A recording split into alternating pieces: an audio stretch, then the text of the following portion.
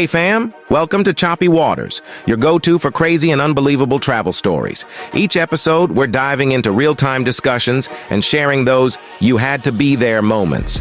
So buckle up. Choppy Waters isn't just a name, it's a promise. This is Choppy Waters, with your host, Siobhan and Brandon. Hey y'all, we have a story for y'all today and it's making its way around social media. You probably heard about it by now, but just in case you haven't, check it out here. Hi guys, this is the spring break travel season and cruising is a very popular choice, and this is one of those situations where this mom says she thought she did everything right and was told one of her sons could not board. It was a surprise for the kids. A surprise cruise for Shannon Nutting and her 4 kids, and she filmed the big reveal as she was pulling into the cruise terminal at Port Canaveral. My 9-year-old was so excited, she was speechless and started crying. But those happy tears quickly turned to sad tears as they were checking in for the Royal Caribbean cruise. Staff told her there was a problem with her 16-year-old son's student ID. He said, unfortunately, you're not going to be able to board today because the school ID is not acceptable. So I explained to him that we had talked to Royal Caribbean and they had assured us that the school ID was valid. And I was upset by that point, crying. So I asked, could I speak to a supervisor? And talking with a supervisor did not help. Explained to her that my son has special needs. That's one of the reasons he did not yet have a state-issued ID, and that I had to make sure he could board without it. She said she didn't care what he had and we couldn't board, and she just walked away. Stuck at the port and could only watch as the ship they're supposed to be on sailed away. All that year of saving and paying on it, everybody was just heartbroken and devastated. Everybody was exhausted. I did not want to get on the road for 8 hours and travel back I-95 with 4 kids by myself and my babysitter. Shannon stayed in Florida while her travel agent kept calling Royal Caribbean to get answers. They told her that we should have been able to book. At that point, they wanted us to fly to Cozumel, for us to pay to fly to Cozumel, and board the ship 2 days later. An option Shannon says she was not willing to do, so they made the best of it and stayed in Florida and enjoyed it there for a few days. Meanwhile, Shannon's travel agent contacted Royal Caribbean. In writing, a Royal Caribbean representative wrote, "I cannot begin to apologize enough for this, and am doing all that I can to rectify it." The cruise line did offer 3 options. The first, no money back, but what she paid can be used as 100% future cruise credit on another cruise, plus $700 onboard credit. The second option, a full refund. And the third, a full refund on the cruise plus a 25% future cruise credit. Shannon says none of the 3 options are acceptable. We wanted the money for the cruise back and the expenses. The expenses that we had for traveling to Florida while we were there, for meals, gas, the lodging, and all of that. Royal Caribbean told me this was human error by staff at the cruise port, and Shannon and her family should have been able to board as they had the right documentation. She added because of this incident, the cruise line provided additional training to staff at the port to prevent this from happening again.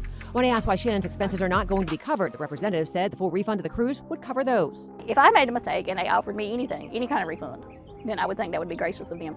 But I didn't make any mistakes. I made sure we had all the documentation, everybody's birth certificates were certified, the people who needed IDs had IDs, and I just feel like them offering a refund of the cruise price is just unacceptable. After such a big ordeal, Brandon, how do you feel about this situation? 2 things can be true. Yes. 1, Royal Caribbean really screwed up here.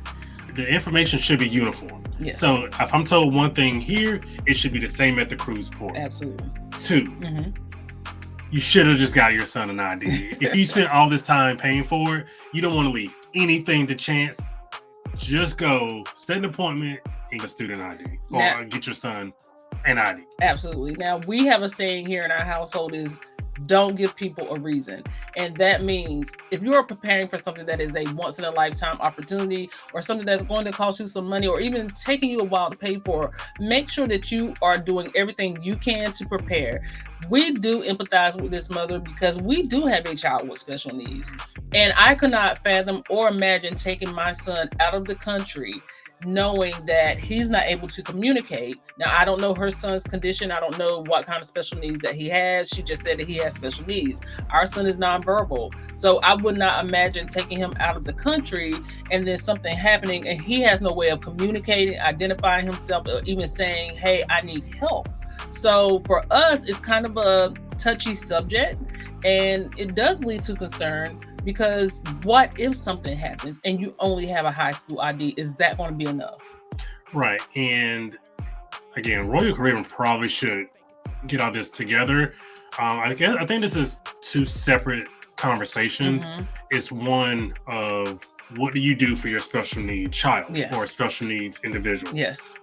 What should you have them prepared with before you cruise? Yes. And 2, why does being told one thing over the phone, or you do your research and you're told one thing either by your research, by your travel agent, or you directly, why does not translate to the port? Absolutely. So for me, I will say this. When we're looking at traveling of any type, when we're looking at doing any type of business with anybody or spending money, we do need to also understand that these are corporations and companies, and they do have the right to deny you access to these cruises or any other kind of vacation that you may book. Just because you paid your money does not mean that they have to allow you to board the ship. That sounds crazy. Yes. But also let's keep in mind that we are all humans, and even though there are protocols in place, even though there are SOPs in place, it still does not negate the fact that an individual can derail the whole thing. So by you being over prepared, by you not giving people a reason,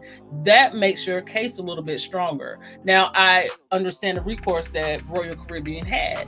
Offering 100% refund is amazing. Yes. Offering future cruise credits is amazing. Yes. Offering $700 on board credit is amazing. Yes.